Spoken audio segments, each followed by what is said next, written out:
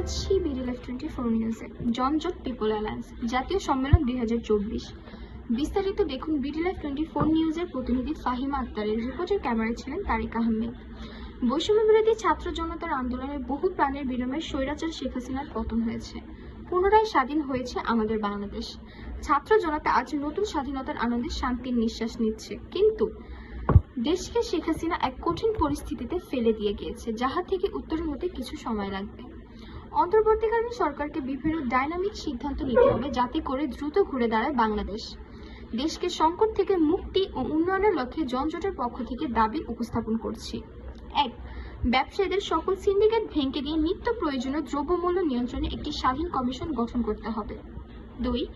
জনগণের গণতান্ত্রিক অধিকার সংরক্ষণে বিচার বিভাগ, নির্বাচন কমিশন এবং দুর্নীতি দমন কমিশনকে দুদক সম্পূর্ণ স্বাধীন করে দিতে হবে। 3. স্বাস্থ্য ও চিকিৎসা খাতকে স্থায়িত্ব শাসিত করে জনদুর্ভোগ কমাতে হবে। 4. একটি বেসরকারি কমিশন গঠন করে সকল মন্ত্রণালয়কে জবাবদিহিতার মধ্যে আনতে হবে। 5.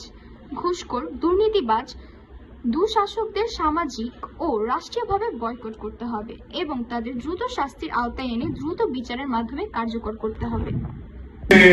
আমাদেরকে স্বাগত জানাচ্ছি এবং তাদের সম্মেলনের শুভকামনা এবং স্বাগত কামনা করছি। বাংলাদেশে জুলাই আগস্টে যে পরিবর্তন হয়ে গেছে, এই পরিবর্তনের মধ্য দিয়ে কিছু আশা, প্রত্যাশা এবং আকাঙ্ক্ষা তৈরি হয়েছে যে আমরা আসলে কেমন বাংলাদেশ চাই। কারণ এমন একটা বাংলাদেশে আমরা ছিলাম, যেহেতু সেই বাংলাদেশের বক্তব্য, বয়ান এবং নেতৃত্বকে আমরা ফেলে দিয়েছি অথবা পালাতে বাধ্য করেছি। অতএব এই প্রশ্নটা এখন নতুন করে আসছে যে বাংলাদেশকে আমরা চাই না, তারপরে কেমন বাংলাদেশ চাই।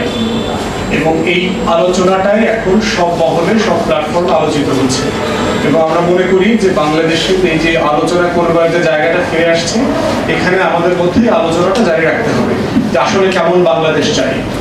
এখানে আমি যেটা বারবার চেষ্টা করি যে হিস্ট্রির সাথে নিজেদেরকে কানেক্ট করবার জন্য, কেমন বাংলাদেশ চেয়েছিলাম। কারণ বাঙালি মুসলমান এবং নিম্ন বর্ণের হিন্দুরা মিলে কিন্তু পাকিস্তান রাষ্ট্র বানিয়েছিল। পাকিস্তান